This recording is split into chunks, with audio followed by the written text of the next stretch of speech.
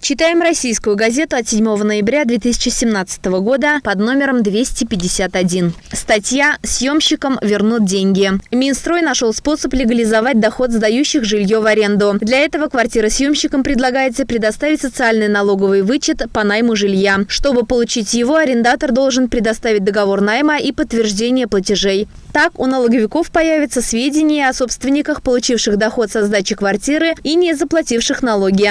Налоговый вычет по найму жилья может появиться в налоговом кодексе. Документ, разработанный Минстроем, с поправками в налоговый кодекс, размещен на портале проектов нормативных правовых актов. Такие вычеты уже действуют на покупку жилья, обучение, лечение. Те, кто потратил собственные средства на эти цели, могут вернуть 13% уплаченного НДФЛ. Инициатива Минстроя направлена в первую очередь на повышение налоговых сборов и вывод из тени арендодателей, которые не подают налоговую декларацию на доходы, полученные от арендного бизнеса, считает Марина Летинецкая, управляющий партнер Метриум Групп. В Москве сдается около 200 тысяч квартир, причем 90% в обход налога, говорит она. Размер вычета будет, как и при покупке жилья, 2 миллиона рублей. Они тесно связаны. Вернуть налоги с аренды смогут только наниматели, которые не пользовались вычетом при покупке жилья, не выбрали из бюджета 2 миллиона рублей. Правило работает и в обратную сторону, а значение имеет и сумма. Если имущественный вычет на покупку жилья использован не полностью, остаток можно будет получить в виде соцвычета по найму жилья и наоборот. Вычет поможет арендаторам сократить расходы по найму квартир. Так, при аренде стандартной московской однокомнатной квартиры за 30 тысяч рублей в месяц, в год ее владелец потратит 360 тысяч рублей. Таким образом, он может претендовать на возврат налогов 46,8 тысячи рублей. Всего за несколько лет он сможет вернуть 260 тысяч рублей, то есть 13% от 2 миллионов рублей. Проблема в том, что для получения нового вычета необходимо будет предоставить договор найма и подтверждение платежей. То есть, подавая данные на вычет, арендатор раскрывает данные о собственниках.